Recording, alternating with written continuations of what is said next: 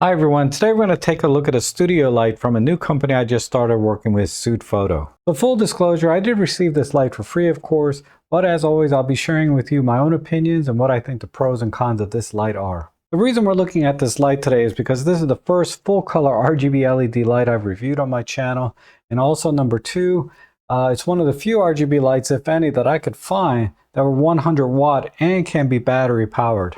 Let's go over a few details. First, this is the Sutefoto P100 RGB. So of course it's a 100 watt RGB LED studio light. And when you order one of these, of course you get the light included. You get a 7-inch reflector bowl. You get the 24 volt AC power adapter so you can plug it into a wall. And then you also get a bag to carry everything in, which is pretty nice. Now there's three different ways to control the light. You can control it, of course, manually through the various buttons and dials on the back of the light. You can also order a wireless remote control, and then the best way probably is just through an app that you can download that's available for both Android and Apple.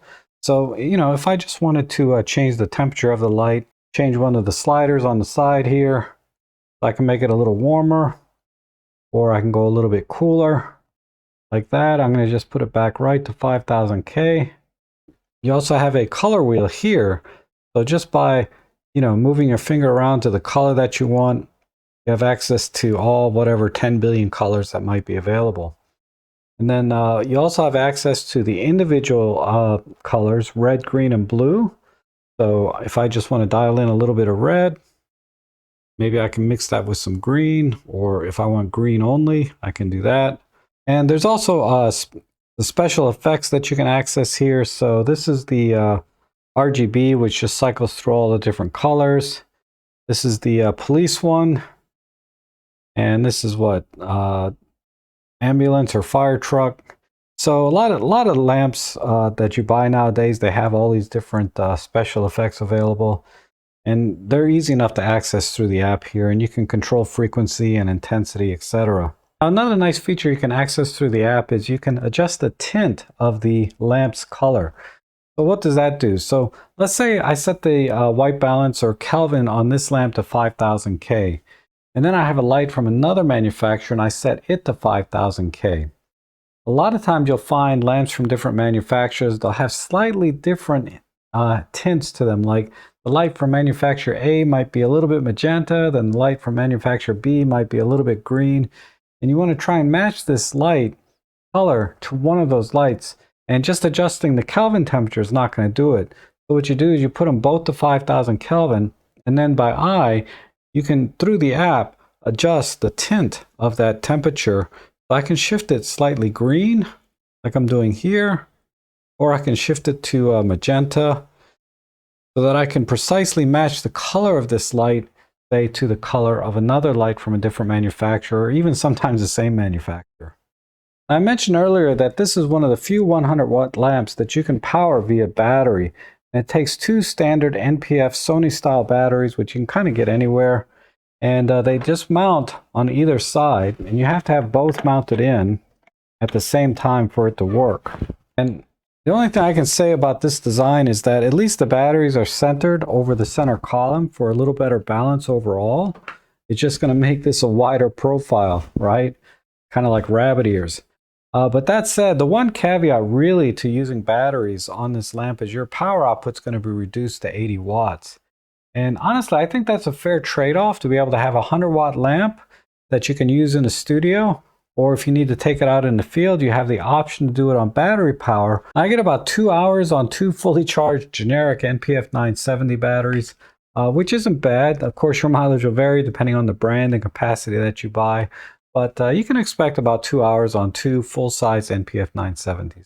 All right, so let's talk about some of the pros and cons. Basically, at this price point, and it's priced roughly at about the same or less than other competing RGB lights with 100 watts. But one of the key advantages of this light is that it can be battery powered in the field. You do have that option, albeit at 80 watts instead of 100. But a lot of 100 watt lights don't even have a battery option. Now, another pro to this light that I haven't mentioned yet is that it's very, very quiet. I mean, this fan is virtually silent. I have to put my ear almost all the way up to it. It's about right here I can start to hear it. So it's in a full auto mode. I didn't see a way that you could really control it.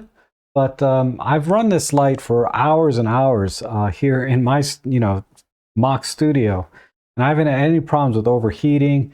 It never gets hot to the touch. In fact, right now it's cool. Of course, it's running at like 3% power, which of course would be cool. But even at full power, I don't hear this lamp running. Now at this price point, I wouldn't really call this a pro or a con, but the build quality is all plastic, right? We have a plastic box, we have plastic buttons and dials, and then we also have a plastic light stand mount. And so I wouldn't put any super heavy light modifiers on the front. I might go as much as like maybe a standard 30 by 60 softbox, or maybe a 24-inch octabox. Any kind of light duty use would be perfectly fine on this. And then finally, I wouldn't call this a pro or con, but to control this manually, there's plenty of buttons and dials on the back here that you can work with, instead of having, like, I've had some lights that have only 1 or 2 buttons, and then you have to kind of push and hold or click and dial to get to different things. So this is a little bit easier to access certain features, but really the best way to do it, as with just about any light these days, is through the app on your phone. All right, now let's get into some of the cons for this light, and these may or may not be deal breakers for you. But what I found is when I'm trying to brighten the light or dim the light, and you may be able to see this, it steps 1% at a time. So it's not a smooth transition, say from 1 to 100%. It steps, and that's going to be noticeable in video, as you're probably seeing right now as I'm stepping through to brighten and dim the light.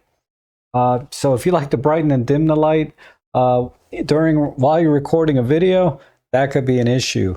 And it does the same thing even when I'm using the app. And then one last con is actually the display here. It's very, very small, and the contrast is very low. Especially when you put it up on a light stand, you can't read it at all because the angle of view is very poor. And then when you bring it down to eye level to try to read it, again, the lettering and everything is very small. So you can make adjustments and things if you can see this, but it's not very easy. So, I always resort to just using the app to control this light. Luckily, or fortunately, it's very, very easy and connects very fast. But yeah, this display is not great.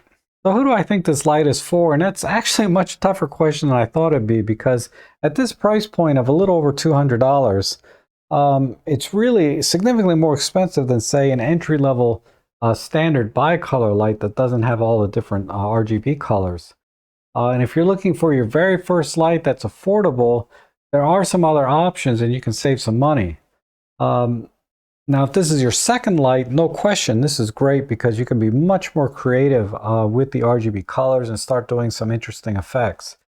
But that said, even if you buy one of the cheaper bicolor lights and you want to add on, say, some color gels, you have to start buying adapters that can fit and mount on there, and things kind of get fiddly. Then you end up paying almost as much, if not more, than if you just bought this light in the first place, right? So if you think you're ever going to need to use color or want to use color, I'd say go ahead and get this light. Just spend a little bit extra more. So I hope you found this review helpful. And if you're interested in this light, I'll have my affiliate links down below. They help support the channel and they're greatly appreciated. So thank you so much for watching, and I hope to see you again soon.